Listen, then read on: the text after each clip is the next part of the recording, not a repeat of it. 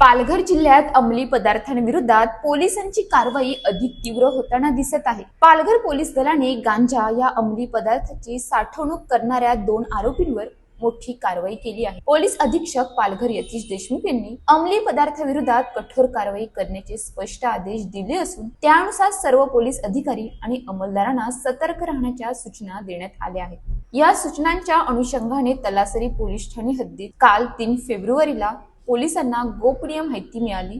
संभा येथील इराणी फार्म या वाडीमध्ये एका व्यक्तीने गांजा विक्रीसाठी साठवून ठेवल्याची माहिती मिळताच तत्काळ कारवाईचे आदेश देण्यात आले। पोलीस अधीक्षक यतीश देशमुख यांच्या मार्गदर्शनाखाली तलासरी पोलीस ठाण्याचे पोलीस निरीक्षक अजय गोरड यांच्या नेतृत्वाखाली पथकाने अमगाव चौक हद्दीतील मौजे संभा येथील इराणी फार्म वाडीतील घरावर छापा टाकला। या छाप्यात सुमारे 2.965 किलो वजनाचा फिकट तपकिरी रंगाचा उग्रवास असलेला गांजा सदृश्य कोरडा मुद्देमाल ज्यात पाने, फुले, काड्या आणि बिया यांचा समावेश होता जप्त करण्यात आला आहे। या प्रकरणी तलासरी पोलीस ठाण्यात NDPS कायदा 1985 अंतर्गत कलम 8 क आणि 20 ब प्रमाणे गुन्हा दाखल करण्यात आला आहे।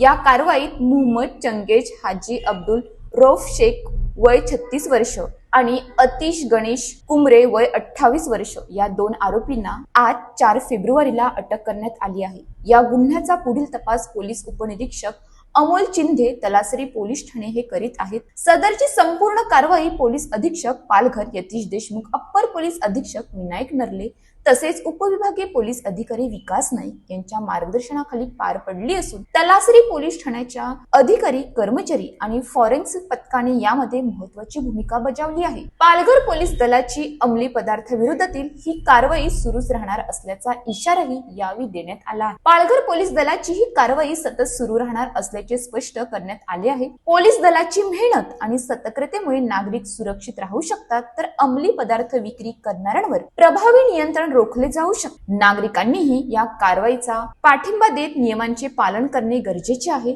पालघर पोलीस दल समाजाच्या सुरक्षितेसाठी नेहमीच तत्पर आहे। अशाच ताज्या बातम्यांसाठी आमच्या न्यूज पोलीस रिपोर्टर चॅनलला लगेच सबस्क्राइब करा आणि बेल आयकॉन दाबायला विसरू नका।